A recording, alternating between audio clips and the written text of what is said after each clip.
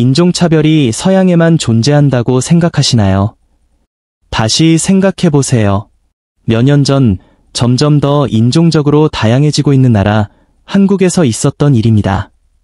한 흑인 여성이 환대와 평등을 기대하며 이곳에 왔습니다. 하지만 그녀는 충격적인 현실을 마주해야 했습니다. 인종차별. 그것은 말이 아닌 눈빛과 몸짓, 그리고 침묵으로 나타났습니다. 저는 미국인이며 직업은 작가입니다. 직업 덕분에 여러 곳을 여행할 수 있었고 이번에는 한국이었습니다.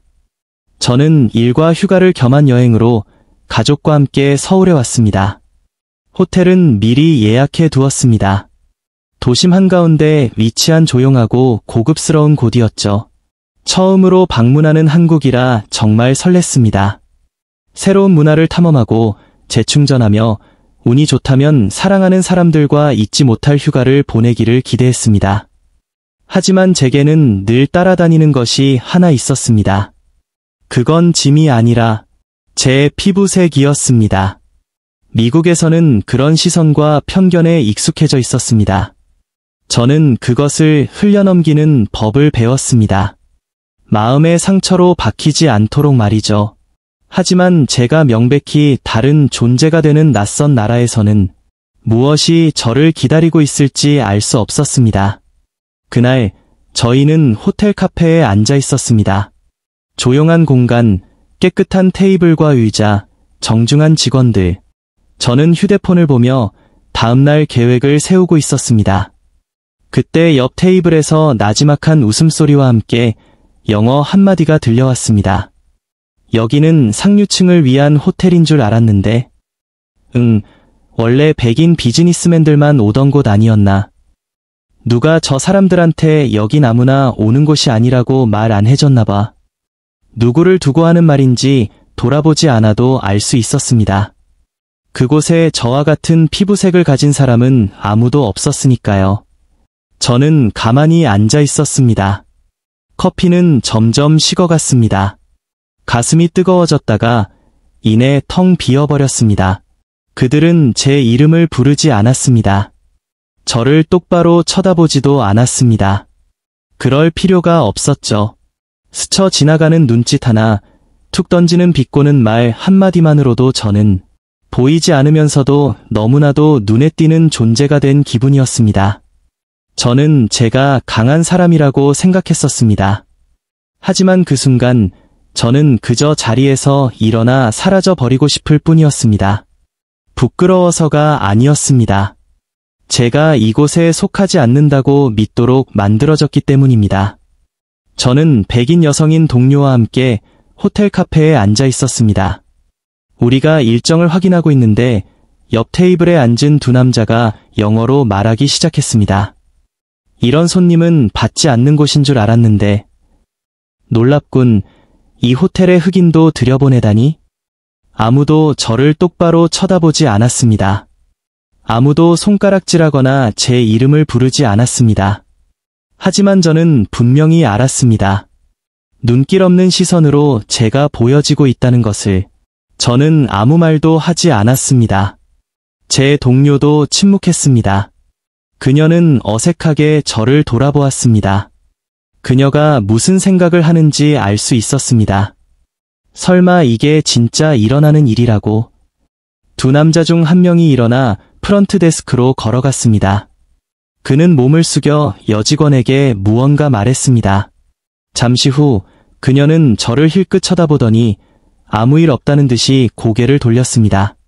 제가 뭘 잘못했다고 말하는 사람은 아무도 없었습니다.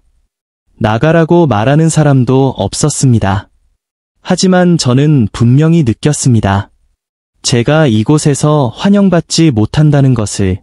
저는 일어나서 캐리어를 끌고 떠나려 했습니다. 이렇게 생각했습니다. 문제를 일으킬 필요 없어. 난 익숙하니까 다른 곳을 찾으면 되지. 바로 그때 한 중년 남성이 우리 테이블로 다가왔습니다. 실례합니다. 손님, 저는 이 호텔의 지배인입니다. 그의 목소리는 부드럽고 명확했습니다. 서두르지도 않았고 형식적인 사과도 아니었습니다. 그는 피하거나 동정하는 기색 없이 제 눈을 똑바로 바라보았습니다. 직원에게 상황을 전해 들었습니다. 이런 일이 발생하게 되어 매우 유감입니다. 저희 호텔은 어떤 형태의 차별도 용납하지 않습니다. 손님께서는 다른 모든 분들과 마찬가지로 이곳에서 환영받으십니다. 저는 오랫동안 억눌러온 슬픔을 한숨에 내쉬는 것처럼 저도 모르게 어깨를 폈습니다. 그는 뒤에 조용히 서 있던 두 남자를 돌아보며 말했습니다. 만약 이곳에 유색인종이 있다는 사실이 불편하시다면 아마도 떠나는 것을 고려해야 할 분은 손님들이실 겁니다. 아무도 대답하지 않았습니다. 방 안은 정적이 흘렀습니다. 자신의 행동으로 인해 방금 지목당한 자들의 침묵, 소리칠 필요도 없이.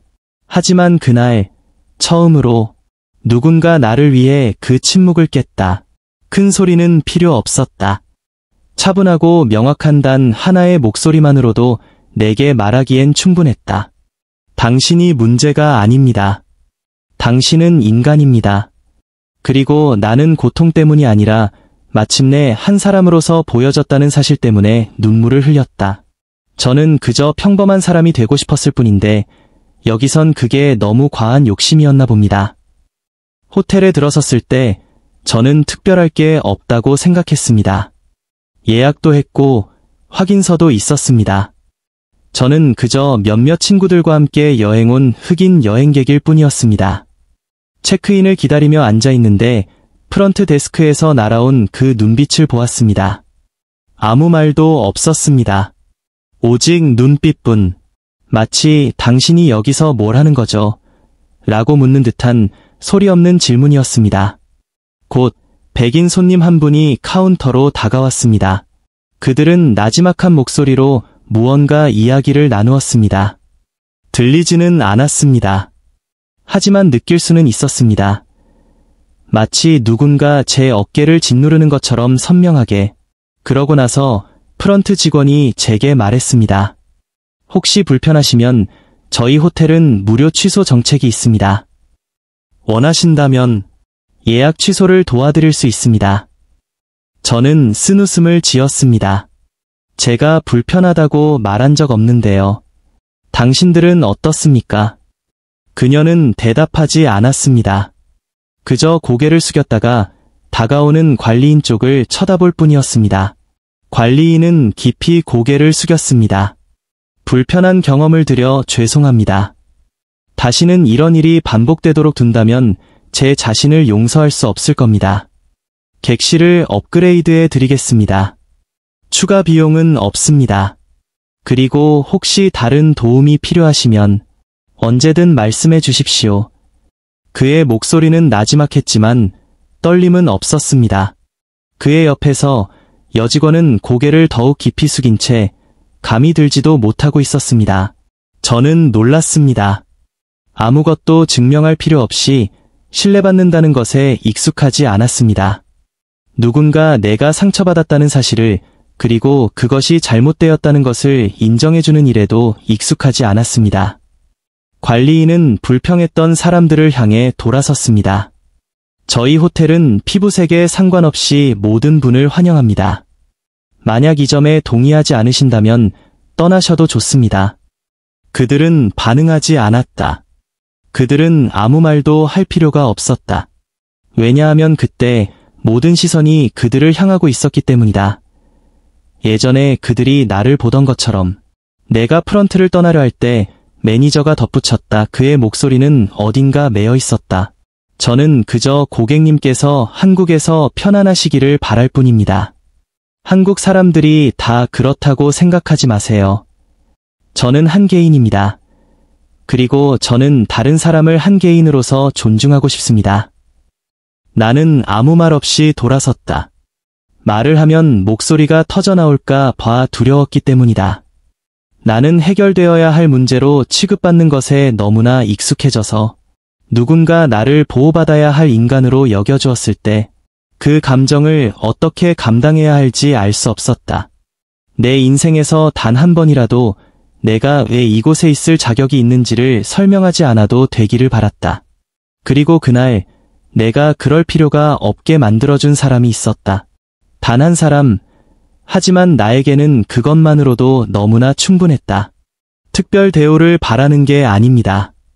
그저 존재하지 않는 사람처럼 취급받고 싶지 않을 뿐입니다.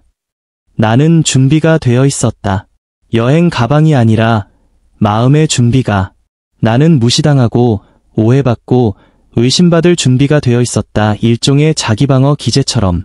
흑인이라면 경계하는 눈빛과 하다 많은 말들과 노골적인 침묵의 거리를 받아들이는 법을 배우게 된다. 그리고 인내심을 갖게 된다. 약해서가 아니라 매번 설명해야 하는 것에 너무 지쳤기 때문이다.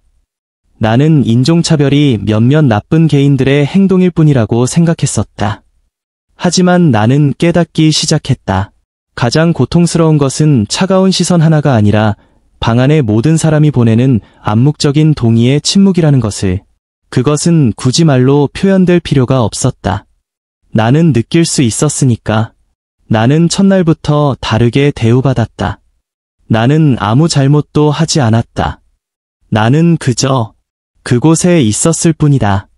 그리고 그것만으로도 누군가를 불편하게 만들기에는 충분했던 모양이다. 당장이라도 그곳을 떠나고 싶었던 순간도 있었다. 하지만 그때 한 직원이 다가왔다. 그는 별말 없이 허리를 숙여 내게 물 한 병을 건네며 물었다. 괜찮으세요? 제가 도와드릴 일이라도 있을까요? 아무도 그 사람에게 시키지 않았습니다. 카메라도 없었습니다. 그저 한 사람이 상처받고 있는 다른 한 사람을 본 것뿐이었습니다. 그 작은 순간을 저는 붙잡았습니다. 저는 침묵을 깨고 기꺼이 나서주는 한국인들이 아직 남아있다고 믿기로 했습니다. 그 덕분에 저는 떠나지 않았습니다. 그리고 남은 여행을 온전히 즐길 수 있었습니다. 저는 한국의 아름다움을 보았습니다. 화려한 도시의 불빛이나 맛있는 음식에서뿐만 아니라 필요할 때 침묵할 줄 알고 말해야 할 때 목소리를 낼 줄 아는 사람들에게서 말입니다. 제가 떠나고 싶었던 사람에 대한 믿음을 포기하고 싶었던 순간이 있었다는 것을 부정하지 않겠습니다. 하지만 그저 작은 행동 하나, 저를 온전한 한 명의 인간으로 바라봐준 가 저를 다시 일어설 수 있게 했습니다. 저는 한국이 인종차별이 없는 곳이라고 말하지 않습니다. 세상 어느 곳도 완벽하게 자유로운 곳은 없습니다.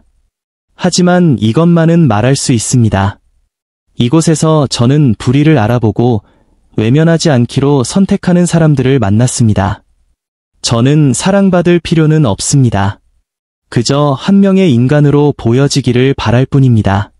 그리고 단 한 사람이라도 저를 진정으로 바라봐 준다면 그것만으로도 저는 계속해서 믿어 나갈 수 있습니다. 우리는 피해자였습니다. 스스로 가해자가 되지는 맙시다. 어렸을 적 할아버지께 이런 이야기를 들었습니다. 한국인들이 가난했던 시절 그들은 맨손으로 늘 고개를 숙인 채 미국으로, 유럽으로 향했습니다. 그곳에서 할아버지는 지하철에서 밀쳐지기도 하고 차마 제 입에 담을 수 없는 이름으로 불리기도 했습니다. 우리가 틀려서가 아니란다. 할아버지는 말씀하셨습니다. 단지 우리의 피부색이 달랐기 때문이지. 저는 다른 한국에서 자랐습니다. 활기차고 현대적이며 영화와 케이팝, 기술로 전 세계에 알려진 한국에서요. 우리는 자랑스러웠습니다. 그리고 자랑스러워할 이유도 충분했습니다. 하지만 어느 날 우연히 저는 한 흑인이 떨리는 목소리로 말하는 것을 들었습니다. 저는 아무 잘못도 하지 않았어요. 그냥 여기 서 있었을 뿐이에요. 그 말에 저는 순간 얼어붙었습니다. 목소리가 커서가 아니라 그 말이 마치 사람만 바뀐 채 저희 할아버지가 했던 말과 똑같이 들렸기 때문입니다. 주위를 둘러보았습니다. 우리 한국인들은 한때 기회를 찾아 떠났고 가난하고 다르다는 이유로 무시당했습니다. 이제 세계 무대에서 당당히 어깨를 나란히 하게 된 지금 우리는 과연 그 소외감을 잊고 있는 것은 아닐까요? 저는 인종차별이 서양의 이야기라고만 생각했습니다. 하지만 서울의 지하철 안에서 한 외국인의 눈빛을 보았습니다. 고개를 숙이고 어깨를 움츠린 옛날의 제 할아버지와 똑같은 모습이었습니다. 저는 깨달았습니다. 우리는 다름으로 인해 상처받은 경험이 있습니다. 그러니 우리가 다른 이에게 상처를 주는 사람이 되어서는 안 됩니다. 인종차별은 저절로 생겨나는 것이 아닙니다. 그것은 학습됩니다. 그리고 침묵 속에서 자라납니다.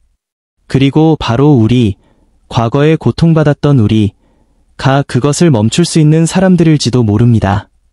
저는 누구를 탓하기 위해 이야기를 하는 것이 아닙니다. 저 자신에게 그리고 당신에게 상기시키기 위해 이야기합니다. 우리와 다른 피부색, 언어, 배경을 가진 사람을 마주할 때 우리의 할머니, 할아버지 또한 누군가가 공정하게 대해주기를 간절히 바랐다는 사실을 기억합시다.